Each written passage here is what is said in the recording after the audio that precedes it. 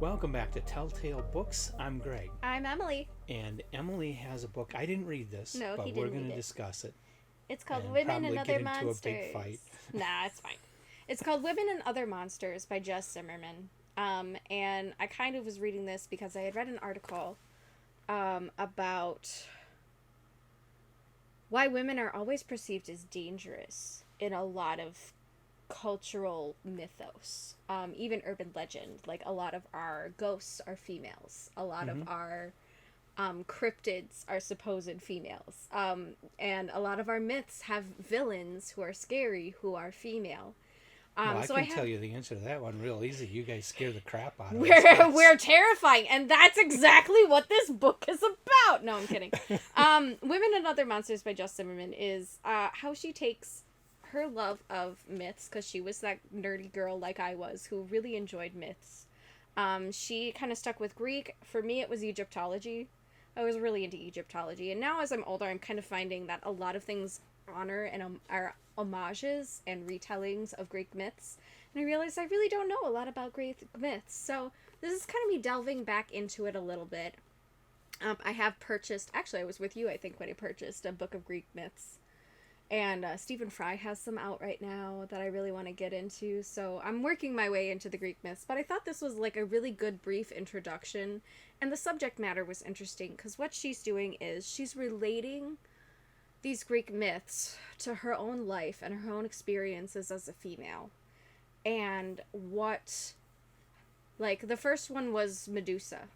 Medusa was raped in the Temple of Athena by a god, Poseidon, and her punishment is when she called out to Athena to, like, have mercy on her, Athena's like, no, I'm gonna make you hideous. Which ended up actually being Medusa's superpower. By the end, she became this really great evil. So it's just interesting because a lot of what made her so evil was a response to trauma, sexual trauma particularly, and how Jess actually really relates this to her own experience of having never really grown up being a pretty person, and how, like, at the end of things, it became a superpower for her. Like, she, like, in some respects. In others, it was a lot of inner conflict. Because it helped her avoid some things, but it also caused some things to happen in her life. So she's just kind of taking these relationships and, like, building it into her own story, but also finding societal issues of, like, why do we put so much? And just questioning a lot of society's impact. And some of it, too, was, there was some man-bashing in it. I know you hate that. But it was pretty much restricted specifically to actual relationships she had and the stereotypes that were shown in those relationships that have been consistent not only in her experience, but I found many of them were relatable in mine. And it is a societal phenomenon. So the man bashing wasn't to say, like, how dare you be like this and blah blah blah. It was more like, why are you settling for that? And why is there nobody asking, like, why do you feel like you don't need to grow? If this is a common problem and women are telling you this is an issue, we're seeing this a lot, why is no one doing anything about it? Like, if this is toxic for both parties. So it's just posing a lot of questions of why is this happening? And a lot of things, too, in Greek myths she's pointing out is that a lot of the things that these females have are either taken from them and, like, curses put on them because of men, or, like, I loved the harpy one. The story of the harpies, which I do nothing about, was basically a bunch of Greek guys who are big stuff come and see some sheep in a field and go and slaughter them and eat them all. And the harpies come and start attacking them. And then the men are like, no, the harpy is meh. And now harpy is actually a derogatory term for a female who's basically being a bitch. Yeah. The story of the harpies is ironically, though, because the harpies were protecting their father's flock and trying to seek revenge on these men taking the property that was their father's. Yeah. And then they get murdered.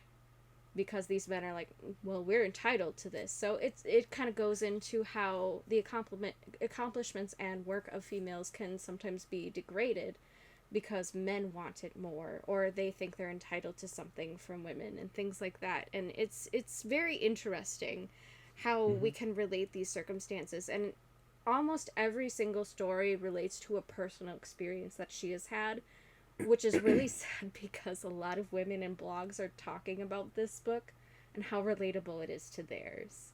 So it still tells us that there's a societal issue going on. Not that everything is exactly the same in specific details. Our battery's flashing. Pause. Life, the universe, and everything, man. All right. I went to get dinner before you came over. Went over to Nikki's. Driving past Quick Trip, I saw this girl come out of Quick Trip wearing pink shorts. Yeah. I saw several people on motorcycles today just in hoodies. It was only 39 degrees I know, at the time, like, what? You could just tell people are so done with winter. Oh, anyway. 6 inches of snow on the ground and we're wearing shorts. I know, seriously. Welcome to Wisconsin. But I know people who, like, snow blow their driveways with shorts on and flip-flops. Because they're just warm-blooded people. Wow. Work up a sweat when you do that sometimes. Yeah. So... Anyway, too. Yeah, especially with Lada. You guys at least get facial hair. We got nothing. I don't know. I've been working on this mustache. So. Working on it. We're working on it. Anyway. You gotta get the kind that you can twirl. Yeah, the twirl at the end. Yes, I need to. Anyway, all right. Where was I? Yes. So basically what this does is it's pointing out similar situations in society and questioning, like, why hasn't this changed in the last several thousand years when we're thinking about it? Like, if it's issues in this story then, and it's still happening to people now, like, it's basically just questioning, why doesn't this change? Or why hasn't it changed? And what impacts it? And a lot of it is because it's rooted in ideals and philosophies of the patriarchies before it, essentially. And it is. Like, this isn't something that happened overnight, so it's not going to be able to be addressed overnight either. But it does kind of come up with a lot of really interesting modern day topics too. It talks about the Pulitzer Prize, I think it was, controversy with the sick puppies and rabid puppies trying to get their favorite. They were like these basically only men can write sci-fi and queers and women should stay out of it kind of thing. Movement that rigged the 2016 and 2017 Pulitzer Prizes. Hugo Awards. Hugo Awards. Yes, you're right. Oh gosh, I said the wrong one. Hugo Awards. Yes. So they kind of bring up that controversy in there too, and like how it relates to certain stories and stuff like that. So it was really interesting. I felt like it was kind of a fun introduction for me to mythology, and kind of gave me a bit of a chance to emotionally prepare for not feeling great about being female, especially with how females are treated in Greek myths a lot. So I felt like that kind of was good, but also this was just it was really good for me, I think, because it made me feel seen, because I've had similar situations to hers. And we know I'll fully admit, like, even in here it says, we know it's not all men, but it's enough of them, and why? And that's all it's saying. She's a little more severe than I am in her philosophies, of course, because she's very passionate about this, and she's gone through several divorces and things because of really bad issues and relationships and things, so she's a far more hurt person, I think, than I have been. I've been able to brush it all off, but a lot of it too posed the question to me of, did you brush it all off because it really wasn't a big deal, or did you brush it off because you've been conditioned to believe it's not a big deal?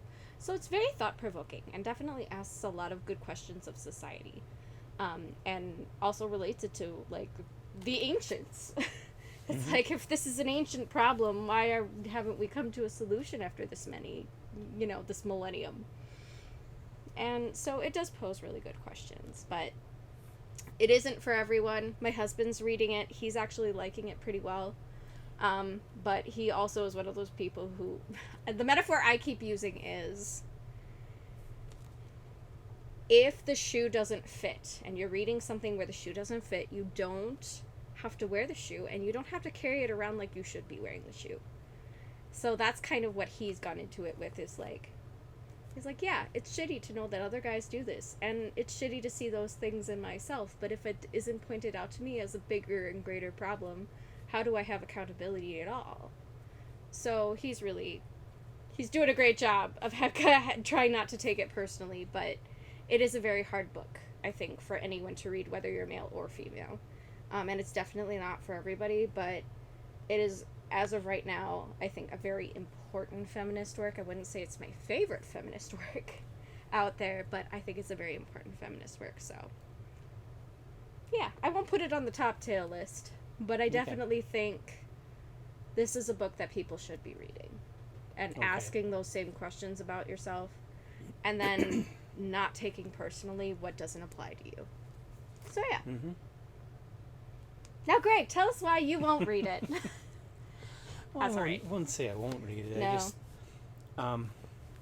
I have mostly been sympathetic to the ideas of equality and making sure that women are getting paid the same as men, making sure that women are not being treated badly, making sure we eliminate all the sexual abuse and human trafficking, all those things. All those kinds of things.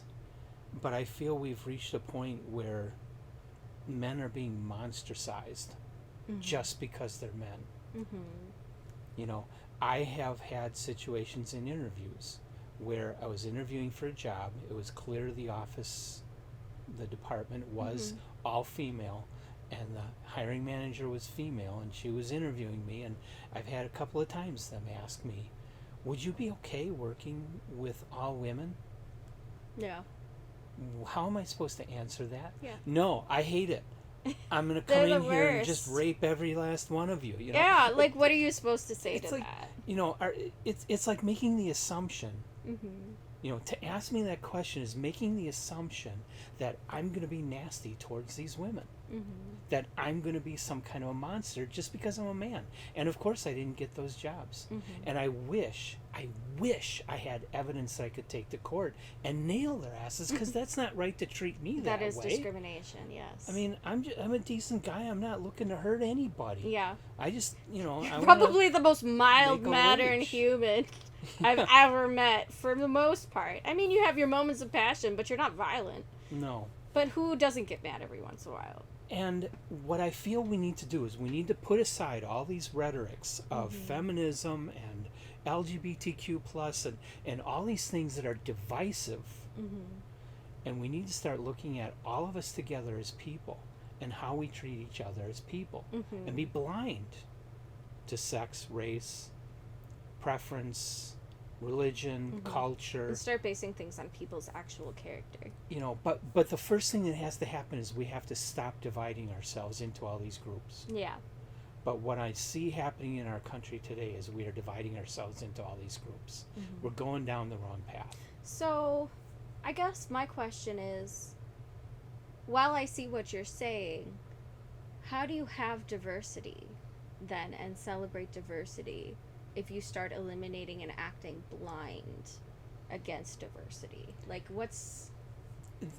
Does that make sense? Oblivious to the diversity. You're not, you know, and that's why I don't like political correctness, is we can't have a gray world.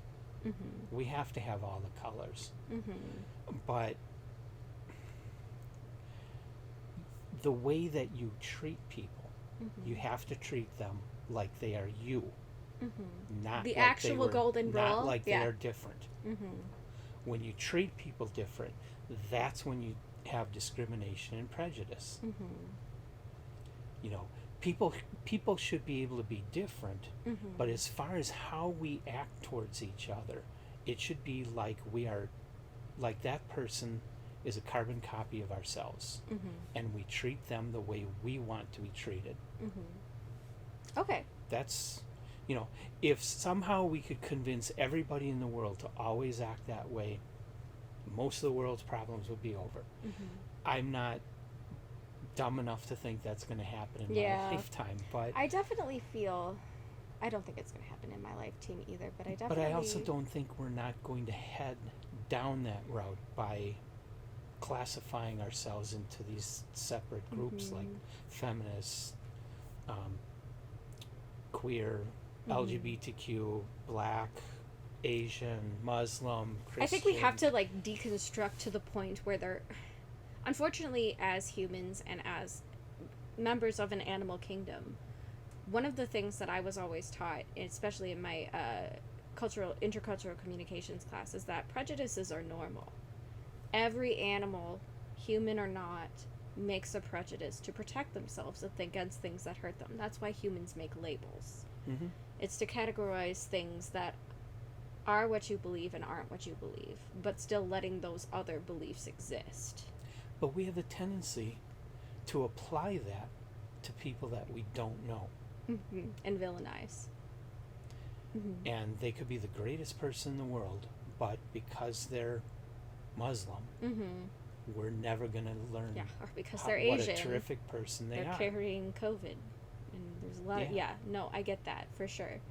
So, I think that's why... Or because you have an all-women office and a guy wants to apply there, he's going to come in and be a jerk towards all the women. Yeah. Just because they've had that experience with some guys, I automatically think, though, that applies to me too. Yeah. I think that's why this type of literature is important, though. Even if it's harsh, it is kind of doing what you're saying by eliminating some of the political correctness and just saying, why is this bullshit still here? Why is this still established? I think that's why pieces like this are so important, because sometimes you don't know there until you go there, and you can't develop the empathy for it until you realize it's happened. Mm-hmm. I mean, I am a very out of sight, out of mind person. Ask my friends. It's frustrating as fuck. Because, like, if I don't talk to them or see them for a while, or they don't send me a message or a meme every once in a while, I forget they exist sometimes because I'm an introvert and I love being alone. I can get that way too with issues. This one was relatable only because I have experienced this as well. And I have been gaslit before about it. I have been told that I'm being irrational and crazy when what was happening to me was actually unfair and abusive. I've been there too. In a lot of, and I think we all have had those situations, but I don't think we realize how much more it happens to certain people groups until they start laying down statistics. A lot of people, I was just watching a video today where this guy was like, I'm being called woke. He's like, and I'm in sociology.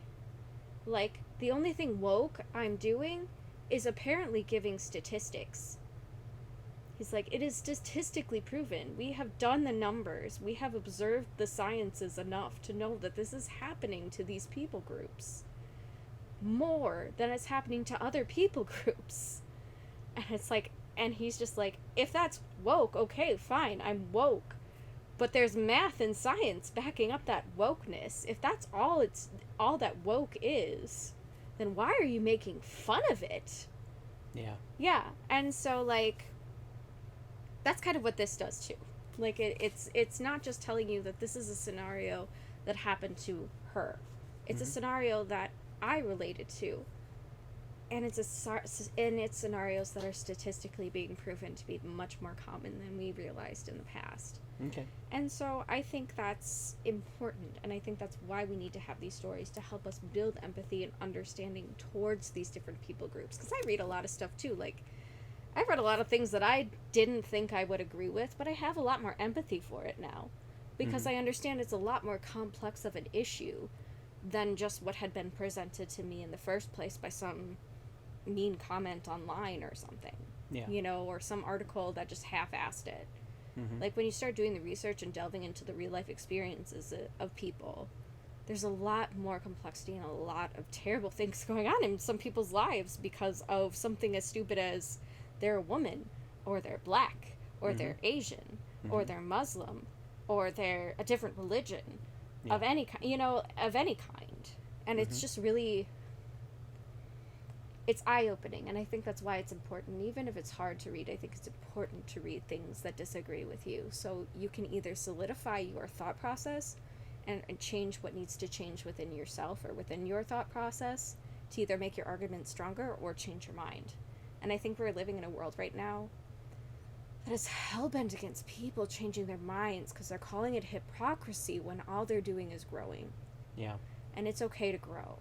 And it's okay to come out and say, yeah, I was wrong. But we have such a cancel culture that when people come out and say, yeah, I was wrong, they get canceled. And I think that's extremely unfair. Mm-hmm. So, yeah, not all men, but enough that women have probably formulated a prejudice because they have been very hurt. And I don't think it's not an easy thing to address for either party. I wonder how much of it, though, is just women are seeing the guys that are more full of themselves and more confident and are willing to step over that line. And so women's experiences, yes, are dominated by these assholes that act that way. Yeah. And are they the majority, really? Or is it just they are the ones that stick their neck out far enough that women encounter them a lot? And that's there's a really a lot good of nice question. guys that, They're never hiding in bother them. in the basements. Yeah, they're hiding in the basements playing video games or reading quietly because they're good people and they don't want to get in anybody else's business. Yeah. I think there is definitely a type of person that is hired into positions. I do see that consistently. The workplace is built for a lot of very extroverted people, and it's kind of funny. My brother all through high school used to say this one quote or like this one thing to me. Calling people a tool was a thing. I don't know how popular that is now, but like we used to call my brother and his friends tools all the time. And my brother's Paul was like, "Hey, America wouldn't have been built without tools." And he's right. Who was Rockefeller? Who was J.P. Morgan? Yeah. They were assholes. They were. But they're the ones who bullied their way. Thomas Edison was an asshole and bullied their way into everything they did, whether people wanted them there or not, and they changed the world. They weren't great people, but they changed the world. I think business has started to stereotype people who are assholes as world changers, when sometimes the introverts can be just as innovative and just as good. Yeah. And so I think there is definitely a type of person that society favors, and it happens to be men of this type. And that is, I think, why we have it. But that's a prejudice that I think we need to have go away. Yes. I think that's the foundation of most of what feminists are talking about, is that specific type of guy. Yes. That we do need people who stand out and can get things done, but it shouldn't take an asshole to get people to listen. Good leaders, but they're that already requires proving people to change their mindset and listen to the guys that are not assholes. Yes. That are a little quieter. Yeah. And giving them a platform in which to be allowed to feel like they can say something, and questioning why this has become a stereotype in in let's say corporations. Why is it a stereotype that the top guy is an asshole? Yeah. Why isn't there more empathy? Because it's the almighty dollar. But what we're running into is we're not just running into this asshole is the guy who's doing it. He's got a posse too. Then we've got mob mentality, and then everybody who sees this guy treating people a certain way thinks they can treat that person he's treating poorly the same way. Just so happens to be a female, let's say. And I don't think it's just happening to females. I think there are young men and quieter people who are also being abused in this manner, but because they're also male, there's a respect thing that's happening that has been systematically put into our society, where that guy has a dick, I have a dick, we have to at least have some semblance of respect. They might still like degrade you as a person for being the quiet guy and make fun of you, but it's not going to be as intense as sexually harassing you like they might a female. But there are also women who are assholes. There are. There's, I forget her name. They get called harpies. No. No. The woman that she tried to start a biotech company. Oh yeah, what's her name? And it was a total scam, and she's now in prison. There was a bunch of like Netflix stuff. Yes, I think that's definitely true. I mean, she was exactly that kind of personality too. Yes. But the charismatic types, but charisma is our road to hell. Because people followed Hitler, people followed Napoleon, people follow these charismatic people and always end up in the worst possible place. Yes, and it's the dangers of mob mentality. That's how you get cults started. Yeah. And honestly, like, there's some suggestion that even in ancient times, our patriarchal perceptions actually, there really wasn't a patriarchy. There was a lot more mutual respect, I think, between a lot of I don't know males about and that. females. I know if you go far enough back, religion switches over to where they believed in the world mother as the top of all they had the a more gods. they had a more matriarchal view of omnipotence Mm-hmm. and omniscience, and divinity in general. And I definitely think, yes, I think cultures have flip-flopped a lot, but I definitely see a majority of the world right now is very patriarchal. And I think that has been systematic over several thousand years. And I think it so has it's not been, going to take, in my lifetime, it's changed a lot. and Like I I think say, that's good. when I was a kid, you didn't walk into an office that was staffed entirely by women. Now you do. Yeah. A lot of things have changed. There are some things with pros and cons of affirmative action. Mm-hmm. Because it's sad that we had to make a law about it. Mm-hmm. But I think it has been Well, H.G. Wells made that point with The Island of Dr. Moreau, that the difference between civilization and the animal kingdom is our laws. essentially, yeah. If you don't have those laws controlling people, they will And I go think back that's to why savagery. people are so adamant right now about their political views, is because they are afraid of that if the laws that they don't think are put into place, it's just going to become lawless or anarchy or whatever. It's just everybody's on the opposite end of the spectrum. It's like, I don't want my human rights taken away as a female. Everybody right now wants the way they want the world to be, and they aren't willing to compromise with anybody, and so they get nasty. Yes, and there's They're a lot of getting very really nasty scary about it. legislation going on in my perspective, but Mm-hmm. it is. I can only vote the way I vote. I can't Yeah. change the world every time. But I think, too, like, that's why this type of literature is so important. I see the United States right now as waiting to see which group is going to force us into a dictatorship. Because both of them are. Somebody's going to win Yeah. and take control, Mm-hmm. and this country will crumble. It doesn't matter which one wins. I know. The nation's going down. Yeah. I mean, capitalism is because of failing our- us, and it's everybody's because of- panicking. Yeah, capitalism is failing, and the divisiveness is destroying our political system. It is. And we're all just here watching the shit show. Yeah. Hoping that maybe we'll come out minorly scathed. Maybe.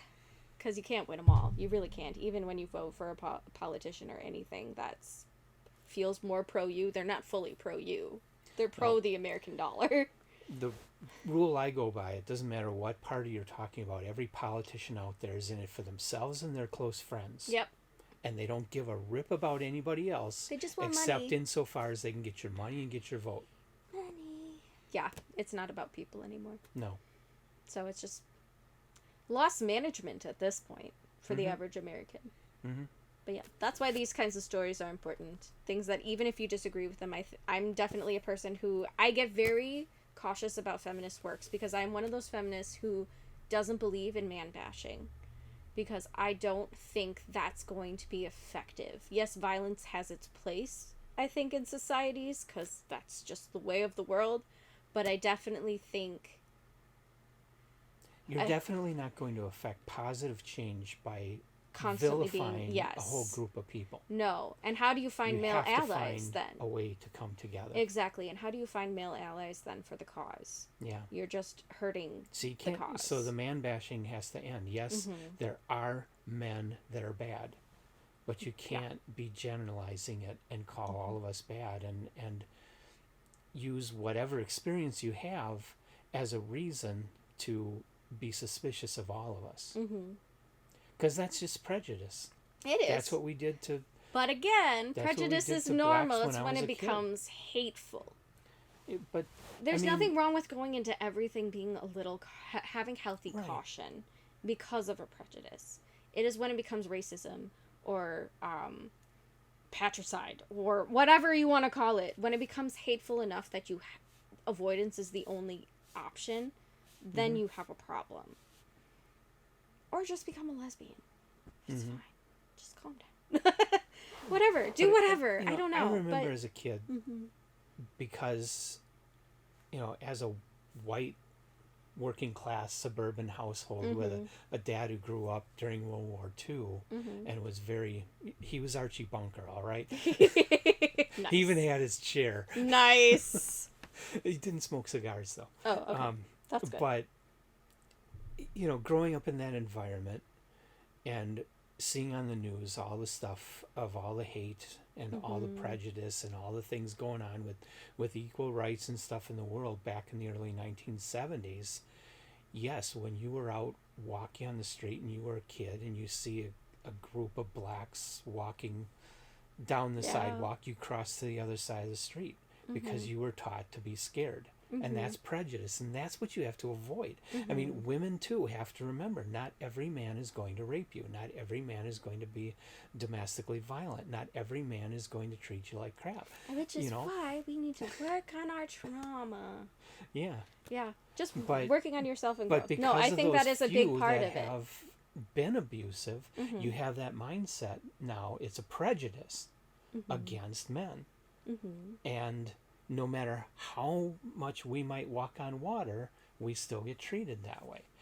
That's the same thing the blacks have gone through. This is the same thing women have gone through. This is the same thing Muslims have gone through. It's the same thing every race has had to deal with, facing prejudice. And we have to come to a point where we get, like you say, it's not going to end, but we got to get control of this. Yeah, having a healthy caution and working on yourself and your own prejudices is important, I think. But also, I think prejudices are important to survival.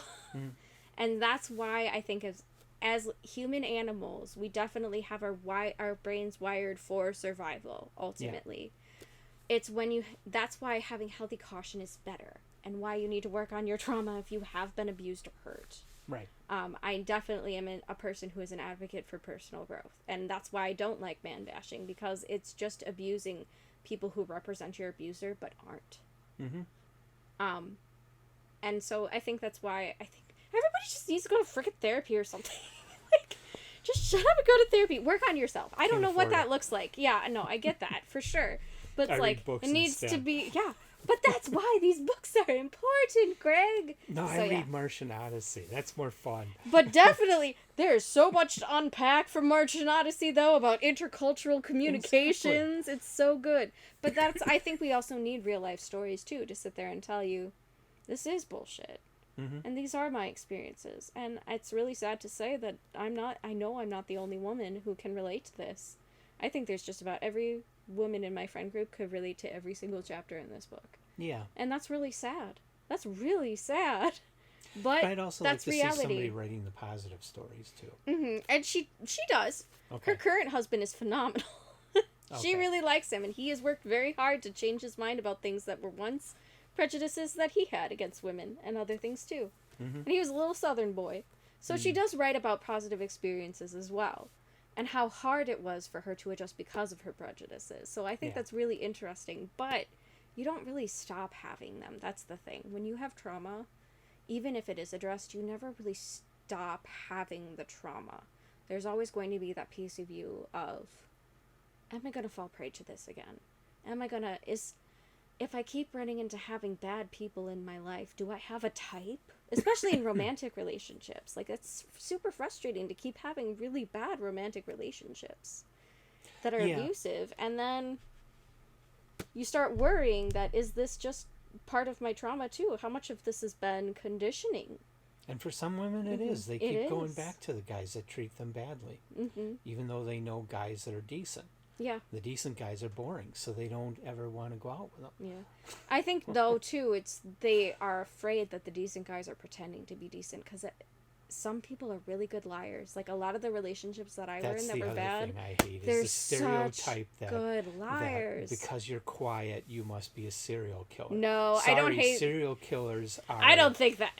Serial killers, in general, are very outgoing. They're very charismatic. Very but extroverted. We have this societal prejudice that if you're an introvert, that you are ready to blow up and kill. Because it's the fear of the unknown.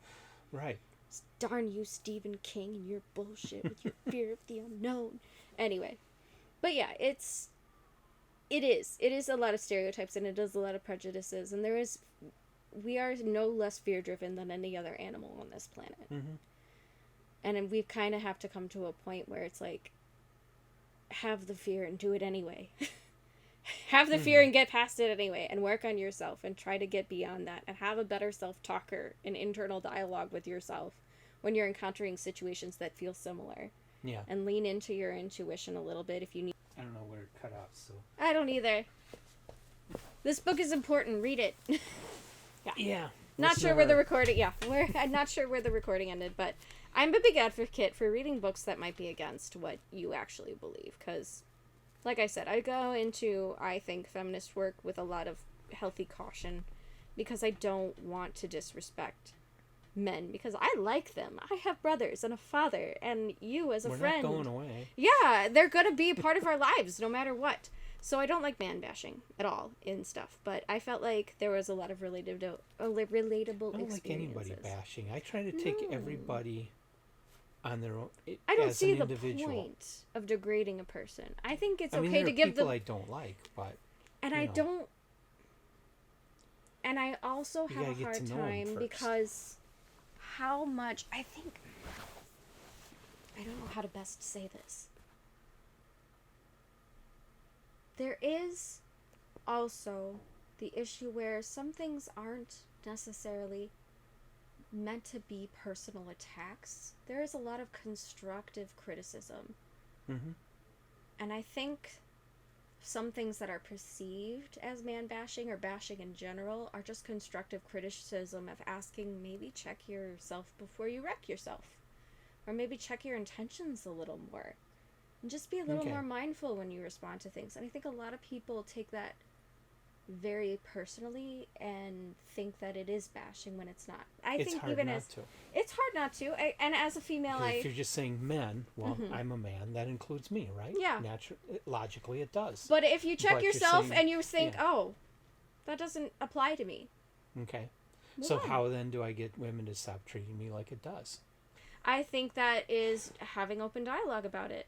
And acknowledging and affirming I think it value comes of from these. a personal viewpoint of taking everybody as individuals and finding out about them first to see if they having really open are dialogue. assholes. Because, there are assholes out there. There are. But don't assume somebody's an asshole until you know that. Yeah. And I think that... Dig a little deeper. Yeah, have a little dialogue and make sure that... And know the stories and validate feelings. Just because of people have an opinion doesn't make it relevant, but that doesn't mean it's any less valid, because that's their reality. And I think that's all I want to go into, books that are different than what I believe. Yeah.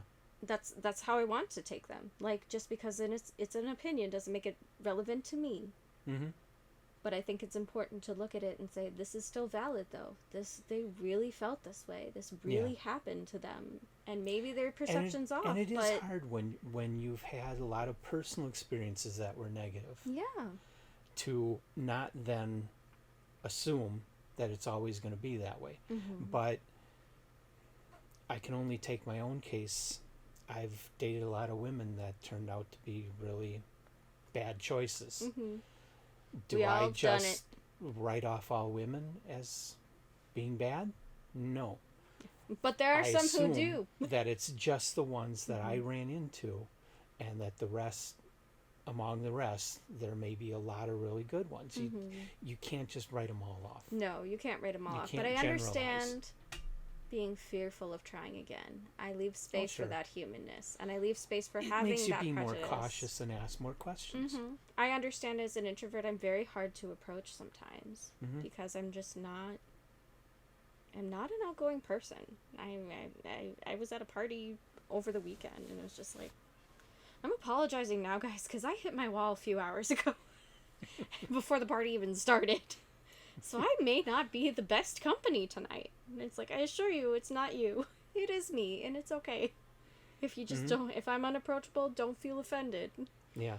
It's not you, it's me. But I think it's just having that dialogue, and I think literature like this is how that dialogue starts. Okay. And just understanding and validating experiences and validating, yeah, that sucks that happened to you. And I work hard as a human not to be that type of person. And that's all you need to take away from anything like this. Yeah. But just knowing that these are real, these situations are really happening, and they need to be addressed. And also just the relationship to these myths, like these Greek myths, is kind of interesting too. I mean, myths all have a source. Yes, and it's very I like the storytelling coming full circle and how you can take things and really like apply them to your life today. It's good stuff. Mm-hmm. So yeah, Women and Other Monsters by Jess Van Zimmerman. Why did I think it was Van Zimmerman? Jess Zimmerman. Words are hard. So yeah, good read. Enjoy it, guys. Okay. It's controversial, but So you go read it. I'm Yeah. going to read my Stanley Weinbaum. that's fine. Do what you gotta do. If you find it's not for you, put it down and try something else. But Yep. a story's a story. So, thanks for joining us, guys. Sorry we talked a while on that one. It's a lot to get out. Big subject. It and is. it's And we it's haven't not even an covered. easy subject. It No. is so complicated. Mm-hmm. There's so many sides to it that it can't be resolved easily. No. So, but yeah. Thanks for joining us, guys. Let us know what your commentary is. Like, subscribe. We'll see you next time. Bye. Bye.